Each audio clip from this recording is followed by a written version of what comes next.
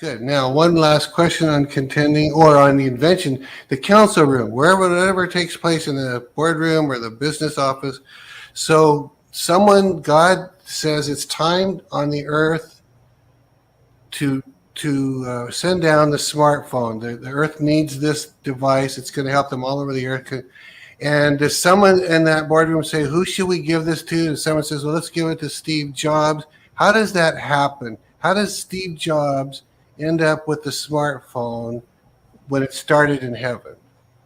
I can say that God does need many different, God has his own timeline, number one. I know people have their own and what they think is going to happen, but God's timeline is in heaven. I've seen it in the floor of the throne room of events that would take place. Events in time or events of operations had to take place in order for us to be successful with those things. There were new inventions and ideas we literally had to have in the earth. And there were sometimes he sends them like waves around the earth. They drop they look like little pieces of glitter to give a better source of it. I've seen there's a wave of the idea zone in heaven and you step into it and you can even get ideas in heaven and make things in heaven. That's just the way it always works. Really? He'll take a wave of that and he sends it over the earth. And it drops these little ideas, like it could be maybe one idea, but there's like maybe 500,000 of them. Really? And they'll go all over the earth. And whoever in the past, whoever got that, created it. And how they used it made a difference in what happened on the earth. But God needed the idea. So many believers have gotten ideas and never did anything with it. And a lot of people say, wow, I thought of that too. But in these days that we're living in now, God will on purpose send specific ideas and inventions to believers. Okay. So they will be for the kingdom and not for the darkness. So he does sometimes, before you are sent from him, actually will call you a creator, like a witty idea or inventor. We call them inventors on the earth.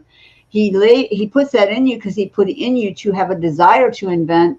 Mm-hmm. And you can see things and hear things that they see. That's how people invent. In the past, like the electricity, we certainly needed that, right? Transportation, you can look at all kinds of different operations and systems made in the earth where we wouldn't be where we were today if we didn't have them.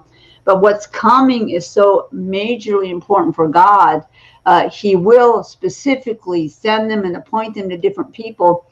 And this is mainly what God does. He actually will call them together and say, this is my plan, and this is who I have chosen. What do you think about that? That's what he usually says. Really? And people give input like, yes, I've been watching this person's life. They're great. They're perfect for this. Yes, they have given themselves to you. I think that is a great idea. I'm not saying they couldn't suggest someone else, and I'm not saying God wouldn't consider them, but he would always share with them the reasons why there's specific people he has chosen. Sometimes people or family members will come to God and say, can we have a meeting? I want like God doesn't know, but people just have this desire to let him know in person. I know that my brother's been working on this a long time. It would really help the earth. Is this something he's going to be able to make? Is this something you appointed for him to have? Because he's poured his whole life. That's all he talks about on the earth. And that at that point, God would totally share with them, and he would probably say, yes, that is what I've given him. That's why it's been in his soul. He will actually create this. It will help change this part of the way people live. And it so blesses the heart of people. So they do have, God says, let's reason together. He really meant that.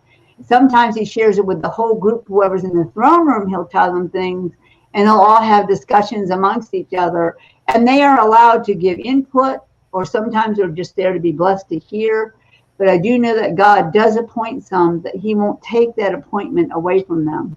Well, you know, and I think of a meeting in heaven with God. I think it'd be really fun. God had me give a prophet a word once that said God was really, this is one time on a cruise. I don't know if it was when you were on, Kat, but the word was God really is interested in your opinion, and he's going to ask you, what would you like to see done? Or it was something like that. Is it like that? Will God ask your opinion and really value it as if it will help? I don't even know how to ask that question because he's all knowing. Why would he He value absolutely will ask people, Steve. He really will do that. He really will. And sometimes God looks over several people. Maybe he's deciding between several people. Maybe they all would, he qualifies the chosen. He doesn't always pick someone who other people would pick. In other words, he's not going to choose the qualified. That's the best way. He doesn't choose the qualified according to man's standards. Sometimes he'll pick people that no people would understand why. So, but he does have there are open sessions where he say, I want to do this on the earth. What do you all think about this? What ideas do you have about this? How do you feel about this? If he does it in heaven, I'm absolutely positive he will come and sometimes even ask people here on the earth those same questions. I love it.